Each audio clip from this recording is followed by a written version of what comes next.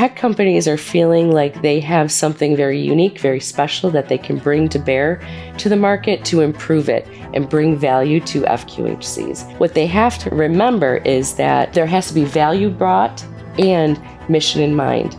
Otherwise, it's just noise. FQHCs can see right through it and they'll be like, I see, no thanks.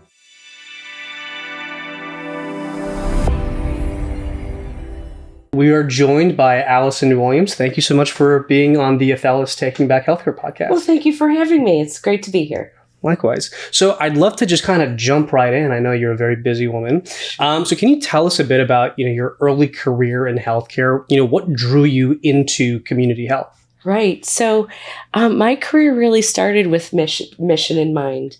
I was with a community health center in upstate New York, very rural, suburban community. And being with them really made me realize that there's all kinds of care that's out there, right?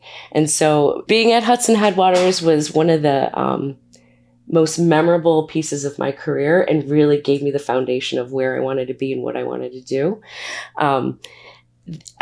I started out as a grant director in my early 20s, which, by the way, I really didn't exactly know what I was doing, but I said yes. Yeah, that's exactly what you do. You say, yes, I can do that. And you put your mind to it and you do it. So I wrote grants. I administered grants, both federal and state. And then just like in community health, FQHC land, what you do is, what's the next thing? So they asked me to become the network safety officer. Yes, I can do that. So I was responsible for their environment of care program, which reported up into their quality program, and basically went around the health centers to assure that the environment of care was appropriate for both patients and staff. And then the next role, of course, was Director of Administrative Services. So I oversaw all front office operations. Check in, check out, referrals, authorizations, medical records, and I think even at one point janitorial services. So literally everything. And top to bottom. Top to bottom, you bet. And so then with that responsibility came a real true understanding of why patients are coming to these health centers. These health centers take care of the underserved, right? So the poorest of the poor, the sickest of the sick. And also thinking about community health centers on a broader level, they are considered the largest network of primary care providers in our country. So being the Director of Administrative Services afforded me this great opportunity to really see healthcare at the first hand. Right. Amazing. And my understanding is that you were Athena's very first FQHC customer, correct? That is correct. So the CEO at the time, also a physician for the community, made the decision to not go with the status quo and actually take the step into future-proofing the community health center we were with. And so at the time, we were on paper. If you can believe that, paper records. Oh, I still see it. Oh, that's terrifying, but okay. And so we went from paper to this electronic medical record and patient billing system that no one else in New York State was on, and no other FQHC in the country was on. So it was definitely a unique opportunity. Right. What were some of the challenges that you found in kind of being that first early adopter? Not everyone always wants to kind of make that big of a leap, especially for someone as big as an FQHC. Right. And so with community health centers, there is a lot of differences with billing.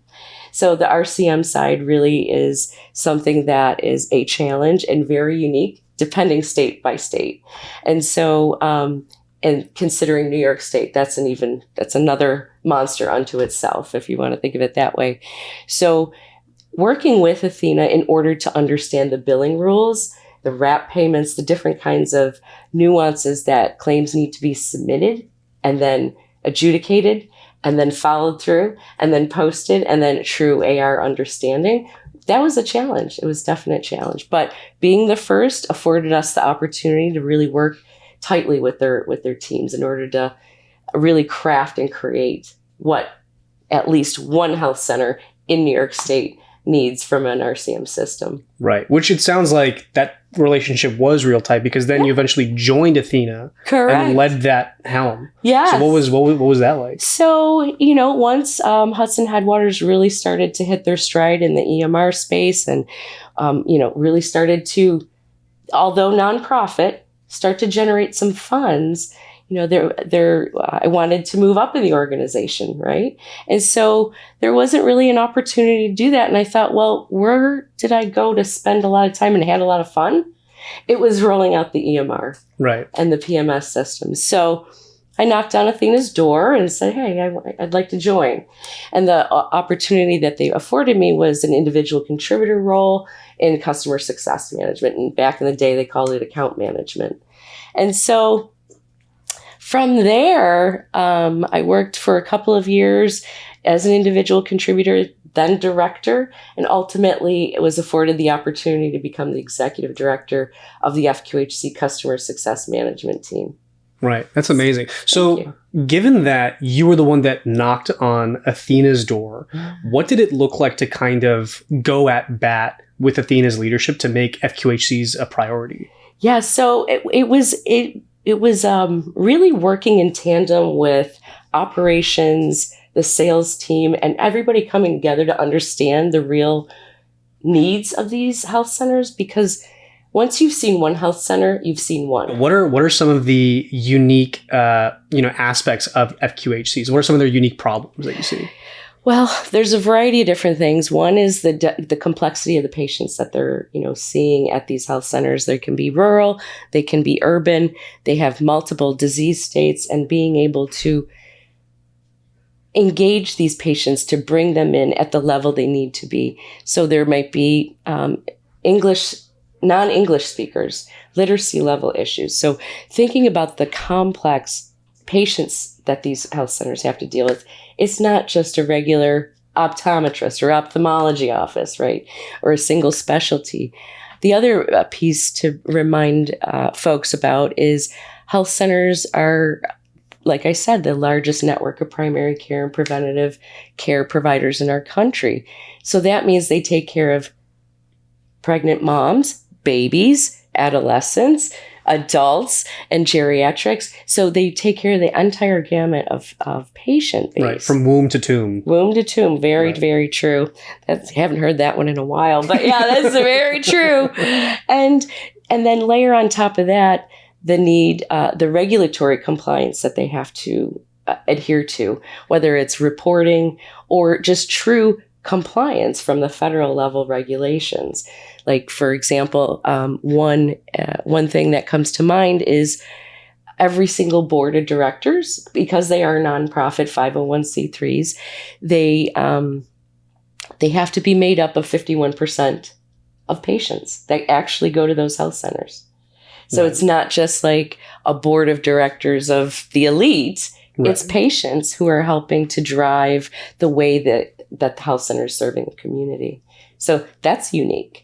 The revenue cycle that they have to work through, whether it's a state Medicaid program, an expansion program, which we might not have to worry so much about, but processing Medicaid claims to assure that they're given that they're accurate PPS rate, and it's the prospective payment system rate that's calculated at the state and federal levels for health centers to be paid. So the complexities of, in order to assure that they're getting paid accurately, appropriately, timely, is a huge, huge nuance and challenge. But it sounds like there's way more stakeholders involved in that than I think people would think about, because you're dealing with these different types of complex patients of all ages, demographics. Yeah. Then you're dealing with the providers themselves, the FQHC, the regulatory burdens, payers. Of those, different stakeholders, if you will, like, who did you find to be the most challenging to work with in kind of adopting or in helping Athena, create these new services? Sure. It's actually interesting. That is a very interesting question. I think as I grew that piece of, or maintained and grew that piece of business for Athena, the most threatened individuals I felt were the revenue cycle side. Interesting. Because it was newer technology. It was, faster, quicker, where the health center I was personally with, we were on medical manager, which was blue DOS screens. Like that's okay. That's where that's what I'm talking about. Like Minesweeper. Because and transparency can be very scary for some of these folks. Right. And the intention is not to take away jobs, effort, and work jobs from folks. It was to make sure that they were focusing on the right things. Things were claims were transparent. You could actually track and follow and understand that you did get paid, right? And that a claim did go out, and it wasn't hiding in a drawer somewhere, right? So it's that transparency piece. So revenue cycle billing staff, there was back in the day there was a lot of angst with that. Now everybody's dropping claims through, right? Any sort of system, but yeah. So for you, what was your biggest adjustment or learning curve in kind of, implementing all that? Well, it was really change management, actually, with the staff, because we started at the front office, ripped out all the policies and procedures and started from scratch and said that we're going to find a new way to do business. We might be nonprofit, but we don't need to be broke. Right. So here's what we're going to do. We're going to ask for copays. So we adopted a best practice workflow among all of the health centers. And at the time for Hudson Headwaters, there was 11. And now I think they have like 20 or 30. Right. But so really just, it was a change management effort. And I'm proud to say that no one on my team left. They didn't through the implementation, they didn't throw their hands up and say, I'm done. I do have to say there was one woman who was probably 72. She said, I'm going to spend time with my grandkids. But other than that, nobody, threw their hands up and said, I'm not doing this. I'm not changing. So, and it was an effort in order to bring everybody to the table in the right way. Right. Which isn't easy given how much friction and inertia there is in healthcare, especially if you're working with regulatory bodies and you're working with systems that are previously working with paper. Mm-hmm. So how did you get your team to have that buy-in in the mission that you so strongly believed in? Yeah, I brought them to the table and they had a voice. They actually had a voice. Instead of just dictating, this is the workflow, this is the way we need to do it. Does this work at this health center? Because some of the health centers were urgent care locations. So those are going to that workflow is going to look a lot different than a PEDS primary care office. So bringing those health center managers who have to actually execute on how to roll this out in their health center and having them at the table, that was very meaningful. And that allowed them to embrace things. How did you see Athena's own strategies change as a result of how FQHC started kind of being a big part of them? Sure. So there was a double down effort once the idea of bringing all of the FQHCs and lookalikes and tribal organizations together under one leadership umbrella. Mm-hmm. That piece, once that was formulated, it was almost like the chasing of the tail. The rest of the org had to come up with us. And so the implementation side invested in a director of FQHC implementations at the time. And that was their sole responsibility of that individual. And the team is only working with FQHCs and lookalikes.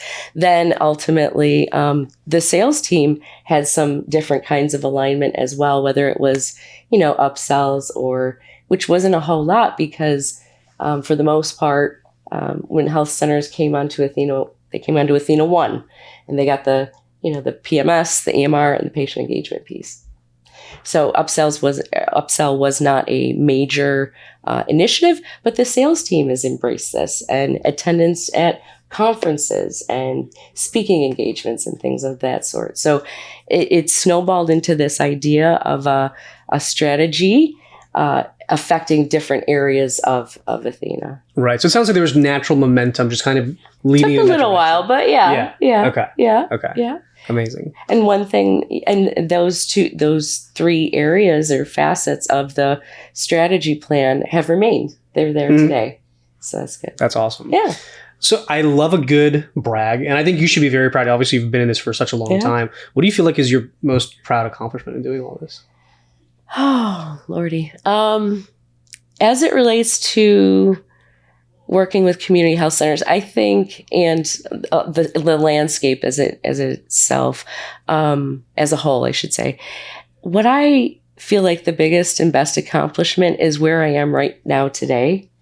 This feels like almost having my own business, focusing on mission-driven organizations and those that have a desire to engage in this market, and being able to assist and have a point of view for these kinds of organizations feels awesome. It feels really refreshing. Like my brain has been turned on again, Right. and my engagement is there with FQHCs and then in the market as a whole.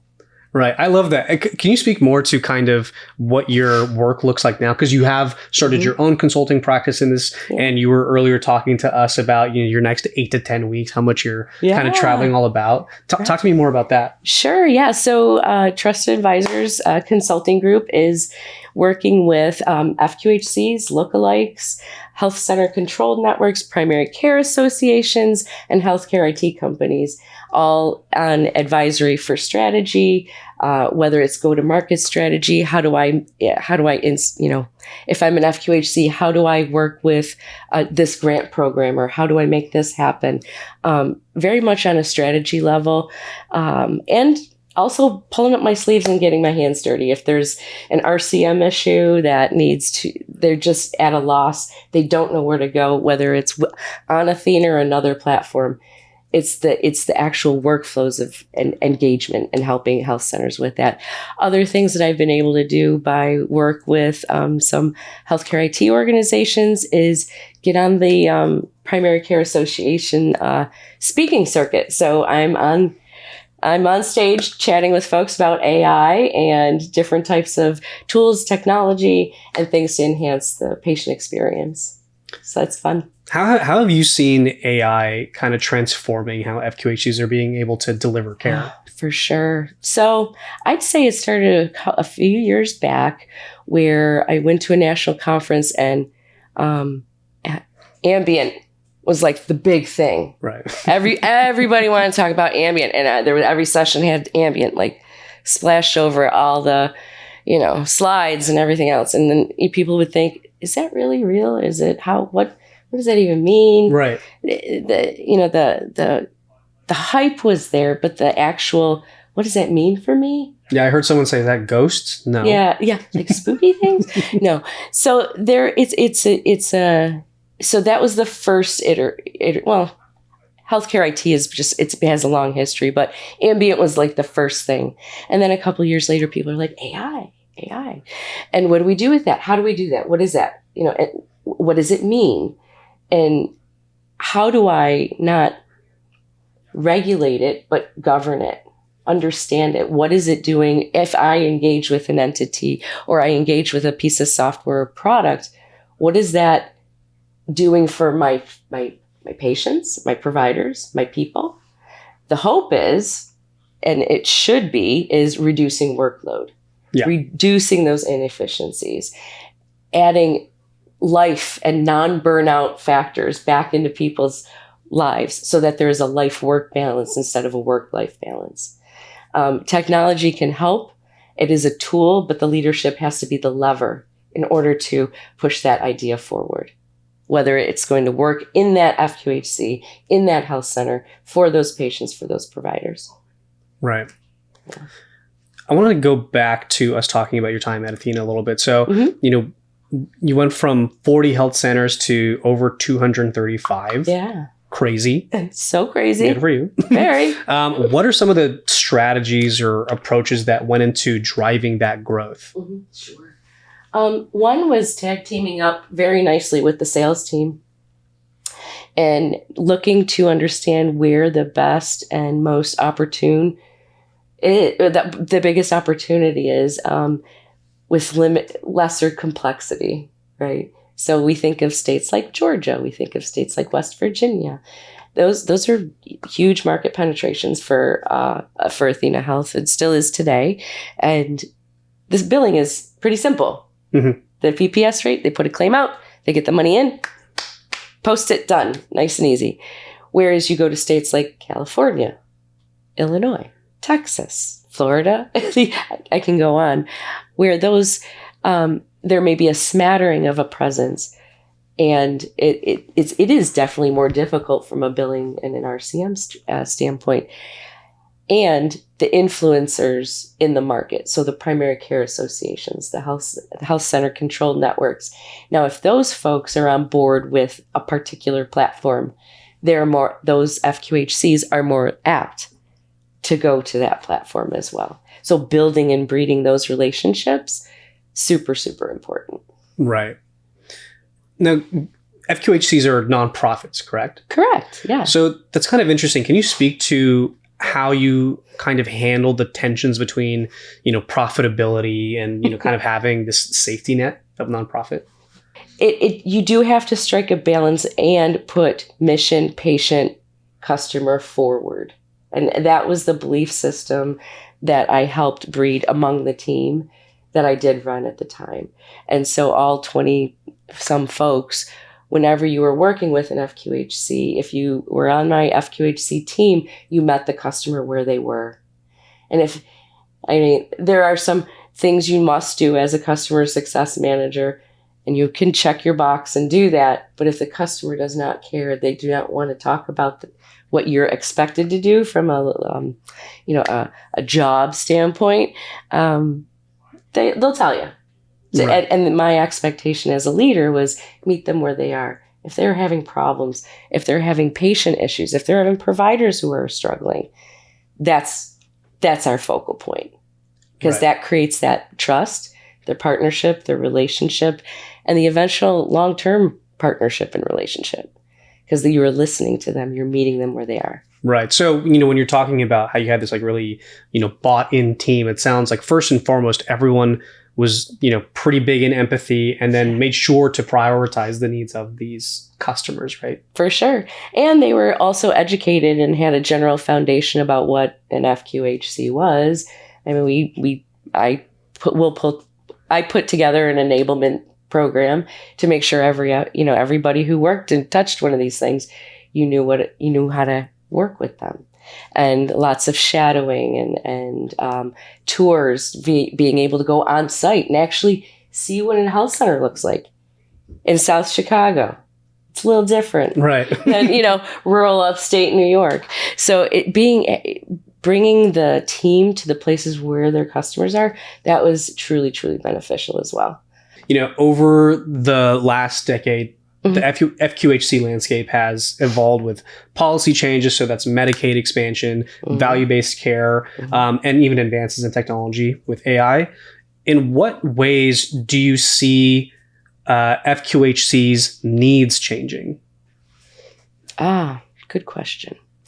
I can see their needs changing because of, AI is a component of it, but from a federal and regulatory standpoint, things are going to evolve, not just with regard to funding and Medicaid and the day we are in today, but when we look across the construct of the Department of Health and Human Services, the Health Resource Services Administration, where FQHCs get their grant funding, and the fact that SAMHSA has now been pulled into that realm, and HRSA and SAMHSA are being pressure pushed together in some form and fashion. What that's going to look like, I can't read the tea leaves. I don't know. But community behavioral health organizations and FQHCs are primarily servicing the same people, populations, underserved, both nonprofits, both get grants, both have PPS rates, 2 different divisions, and now those divisions are coming together.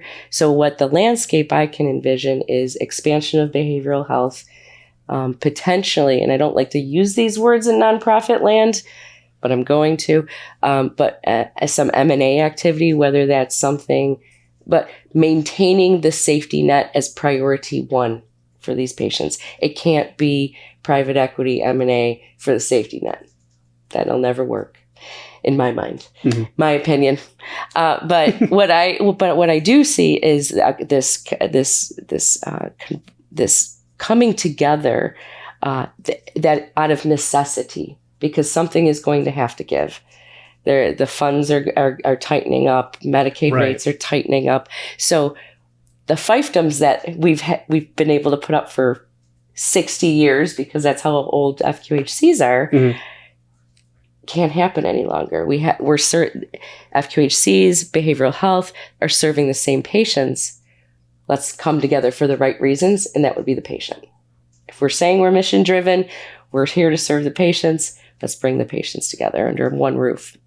So that's where I can see some of that happening. Right. I'm curious about your thoughts on, I guess, contingency plans, if you will, because if you look at some of these more conservative initiatives, they talk about gutting Medicaid, Medicare. So how do FQHCs and health tech companies like Athena look at those types of potential looming happenings, and what do those plans look like? I can speak from the FQHC side and then from a technology side. So for FQHCs and other safety net providers, the pure advice is diversify your service lines. Start to understand what your community needs, where there's a gap, and where you can make some money on it. Include your Blue Cross Blue Shield patients, not just the Medicaid ones. Right. The other piece is 340B pharmacy program, and that is a revenue generating line of business for FQHCs as eligible entities. Again, another thing that's being kicked around at the federal level with some scrutiny, mostly on the hospital side of things, not necessarily with FQHCs, but falls under the same umbrella. Then from the tech side is really,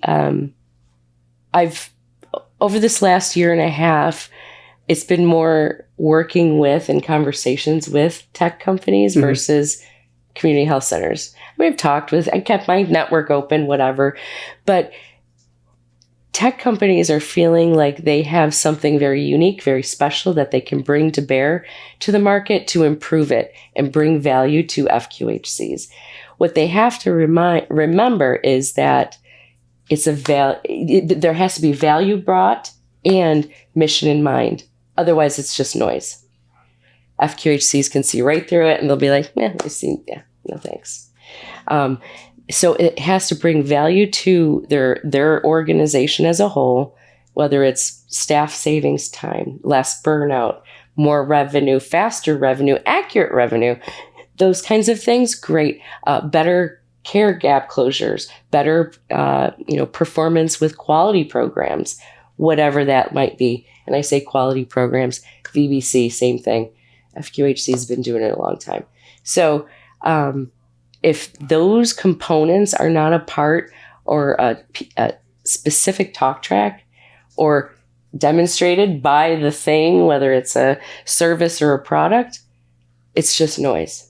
They won't even bite. And being able to talk the talk and walk the walk of what an FQHC leader has to deal with, and a tech company can do that kind of alignment, beautiful. That's where success is. That's amazing. That's actually going to be my next question, is how do you define that success? Yeah. But I'm actually curious to kind of hear how you would try to get someone, who's in high school or college to want to be a part of this mission. I feel like if we look at the prevailing landscape right now, consumerism's on the rise, influencer culture. Yeah. I think it's difficult to have empathy at times, we see with people. So given that this is very, I would argue, thankless at times. It is. And you really have to be bought into the mission. How would you encourage someone, in high school or college to be bought into the mission the way you were all that time ago and still continue to be? Yeah. Serve. Get out there and serve. Find, identify. Well, it's kind of interesting. Good story. So I'm working with this organization, and helping them get to their go-to-market strategy with FQHCs, tightening things up a bit, talking the talk, walking the walk. And one of the sales individuals is a young man, and we went to a conference. I didn't have to speak at this one, but we went and presented a couple of, talked with FQHCs, prospects, all these things.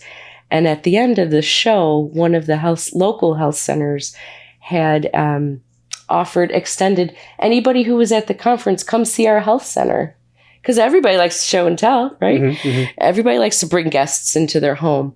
And so I walked up to him. I said, hey, do you want to go on the tour? And he's young in his career. He's 23, 24 years old. Just a baby. Yeah, I know. So I was like, do you want to go? Have you ever seen a health center? You're selling them. So you want to go see one? He's like, yeah. So there was it was a smaller conference, but there was only about 6 of us who ended up getting in an Uber and going out there, or 10, something like that. And of course, the CEO came in and she gave a presentation about the history of their organization, how they work with underserved patients. They have a housing unit, a detox thing, a connection with the shelter. They brought us all around their beautiful new health center and the housing units even. And we ride back and he's just like, that's something. I was like, yeah, it is something. And then probably a month later, he's like, I really want to get involved. He took a step back, and that was in Nevada, and he lives in Texas. And we were talking, and he's like, this is just like a career conversation. I said, all right. And he's like, I want to get involved. And he's like, what can I do? I said, well, there's a couple of things. Really, if you really want to roll the sleeves up, what I did was... I got him rolled. Roll it up. And what you could do is be a grant reviewer for the federal government. I did that for 8 years as a hobby. Weird, I know. Yeah, fun date. Weird, yeah, super weird geek.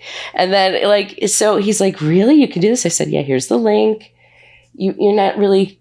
Nobody's really qualified, but they give you instructions and you can read. You can figure it out. Try and apply. So he applied and we talked a little bit more, and he's like, I want to do more though. I said, why don't you go sit on a board? Go be a board member. Transfer your care to the health center and see if you can be a board member. And he's like, I'm doing it. So it's the actual being present to see what it does.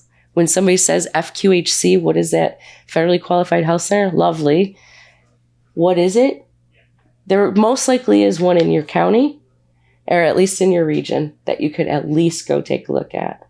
And everybody likes to host with the most, show people their home. So, yeah, I love that, because in my experience, what I've found working in this space now is it's very grounding. In tech, sometimes when you've just been focused on apps, you live in just this abstract code. And even in a larger perspective, everyone spends their time outside of work or whatever just online, kind of head in the clouds. And so I feel like it's super, super important to, one, have that grounding experience of seeing it in person, but then also getting that value of, I'm actually serving people, and that's where the value is. It is. It's bringing that human connection back to care. And, technology is there to enhance things. It's there to help us. But at the same time, care is human behaviors, human interactions. We can't forget about that. Can't let that go. Yeah, there's only so much that AI overlords can provide with care. That's all. I mean, smartest man in the room syndrome, but, those kind of things. But at the same time, there is a lot of good that can come from this as long as it's placed in the proper way, in order to enhance the staff's day, enhance the physician's day, make the patient's needs met, instead of going through the phone tree or the click and making them crazy out of their minds. Right. So given your unique perspective working with the FQHCs at a tech vendor, what advice do you have for health tech companies looking to serve these FQHCs and community health centers? Listen to what these health centers are saying, what their needs are. Ask questions. Listen and don't judge, because it's going, whatever they're answering, however they're answering, is different than what you're going to hear from other care providers. And look at the data. Always look at the data, because they've been collecting data on their patients for 40 years or more. So the data is there. Understand and talk the talk with them. Learn what is important to the FQHCs, what's important to Mission in Mind, and to the nonprofit, whether it is an FQHC or a community behavioral health organization. What's important in that safety net? What's top of mind right now, and what's going on in their communities? Because if you can't formulate that relationship, you will not formulate that trust, and you'll just be another logo on the table, Right. Yeah. Which, that sounds ripe for health tech companies to be involved in, because, I'm sure you would say FQHCs are not short of pain points, and they have these treasure troves of data. Yes. Right? So what trends and opportunities do you see on the horizon for health tech companies looking to partner with FQHCs? I think also tech companies need to realize they can't be everything to everyone. Right. That once you just buy the one thing and, the FQHC can take care of everybody and everything. That's not the case. Know what's unique and special and what can solve their direct problems.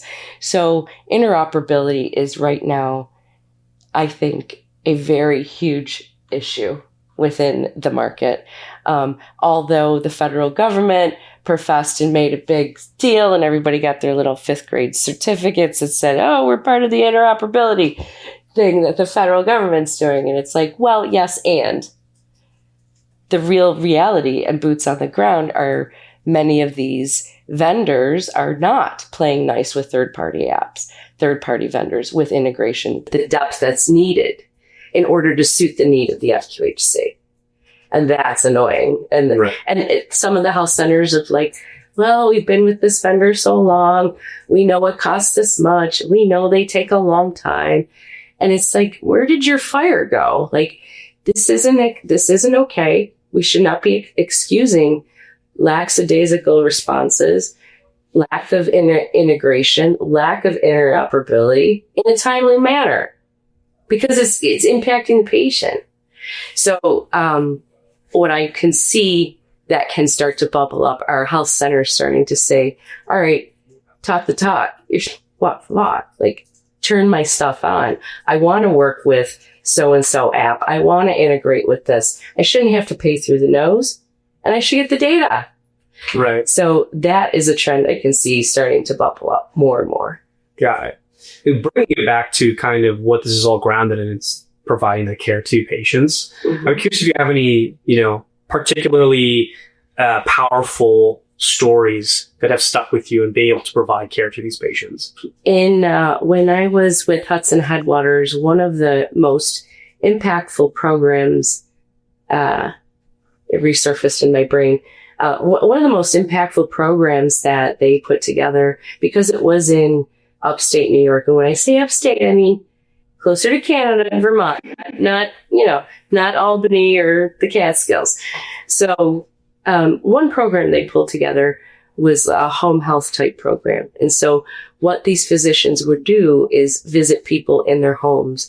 And one of the tags of the Adirondacks is forever wild, forever poor, right? And so they would go to visit these homes of their patients that they've seen for years and years. They might not have had running water. They might not have had bathroom in their home and outhouses.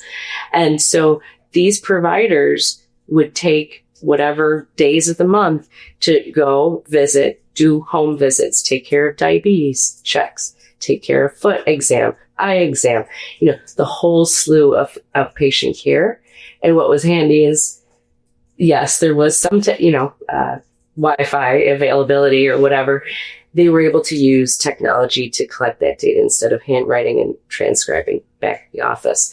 So that was impactful, and it saved quite a few lives in the sense of they're able to stay in their home. They might have been homebound, but they were able to stay in their home and healthier in their home and not have to go to the hospital. Right. That's incredible. Yeah. And when I was presenting in Arkansas last week or the week before, the question was, what keeps you up at night? I just asked a room of leaders / providers, what keeps you up at night? And, what could have you have done for that one patient that slipped through the cracks? And this one woman raised her hand. She's like, I go right to their house. There you go. So the program is sustained. That's great. Erin Brockovich. Yeah. She's like, I go right to the house. I was like, that's awesome. She's like, otherwise they wouldn't get the care they need. Right.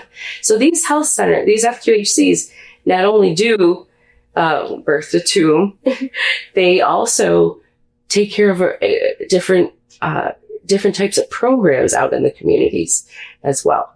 So, like social determinants of health, helping patients actually get transportation, Uber vouchers, Lyft vouchers, all through the health center.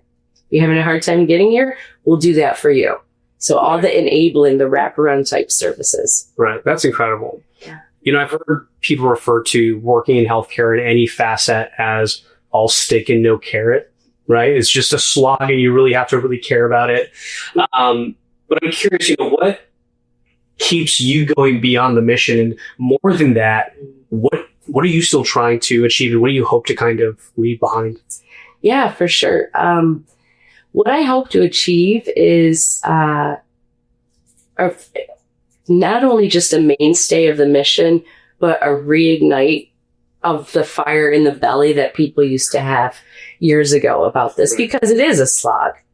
You got the technology, you got the regulation, you got the revenue problems, you got the government all day long. True God's work, and being able to help not only health centers, but healthcare tech companies who have mission in mind achieve something that people can point to and say, that was great. That was something special. That helped this. And be able to point to outcomes and results that are valid and true. And repeatable, even better. Right. So that's what I hope I can do, is educate, lift up, and influence in a way that can bring that to light. I was brought up by my grandparents, and I did not do well in high school. Did very badly, barely passed, and had the opportunity to go to college only by way of an opportunities program. In New York State, it was called the Higher Education Opportunities Program. And basically, I graduated on a Friday. I started college at a private institution on a Monday. And it was like 6 weeks of boot camp. And it was like you had to prove yourself in order to come back full time. And I was able to do that. And I graduated 4 years, dual degree, and a minor in accounting. Then went on and got my graduate degree. Worked at the Veterans Administration, did the Hudson Headwaters thing, did the Athena thing. And I've worked every day of my life since I was like 15 years old, really working hard, doing the right thing, trying to keep the balance of private equity and nonprofit and making money and everybody happy. And that's fine line stuff. And so I was asked to leave, basically. And so I left. And I was like, okay, so now what do I do? And I contacted the lawyer, and the lawyer said, yeah, it's bullshit, but it's not illegal. You should, collect unemployment. And I was like, what? Never did that in my life. So I ended up doing that. And it's funny how life and things repeat themselves. So went in, because it's New York State, you gotta go in, and the caseworker was like, just look at this program. I was like, fine, mentally fine, I'll look at it. And it was called the Self-Employment Assistance Program. And it was a program run by the Department of Labor and the Small Business Association. And you had to write application out to say, I want to start a business. Back to the grant writing days, kind of. Yes. And so what I ended up doing, and if you get approval, you get all these resources. So I got a lawyer. I got to do all the filing for my LLC. I got a mentor who met with me every couple weeks. And I got entrepreneurial training for no cost. So that set me up in a place of like, back on my feet. Okay, what do I know? I know FQHCs. That's what I'm going to do. That's the business. I know the landscape. And I use that time to not only craft and create a business plan, but a website to try to whittle down what exactly would I do with these people and how am I selling myself? And now, I mean, I've got six different contracts in just a year. That's incredible. And I do want to... It's weird. Yeah, I'm sure. I do want to commend you because, I think, there would be some folks who would say, that type of program that you applied for self-employment could be seen as government bloat or something like that. Oh, for sure. But you effectively used it to enable yourself to give back again. Right. Exactly. It wasn't for naught. I mean, there was a requirement of only doing 20 hours of training. I did 30. Like, I just soak it up. I'm going to do everything I can do in order to try to make this effective. I didn't just sit on my laurels or, any of that. Which you could have if you wanted to. Yeah. Sure. Yeah, that would be good. Maybe. I don't know if I could do it. But, in all honesty. But, I just, that was, so grit and keeping going and moving things forward. And it was a good, solid reminder. And I like to tell people this is give people a chance and an opportunity. Right. And it speaks to the mission idea. Go to the health center, be a servitude, be a servant in some form or fashion. Right. It's something that is a little quiet in our society right now. And the human interaction is lesser. And it's one way to, do that. Give people opportunities. Just give people one chance. So, Alison, thank you for taking the time today. Do you have any parting words? Yeah, so if anything that I have said, communicated, shared along the way in this conversation, if you're an FQHC, if you're a health center controlled network, primary care association, or even a tech leader out in the community, don't hesitate to reach out.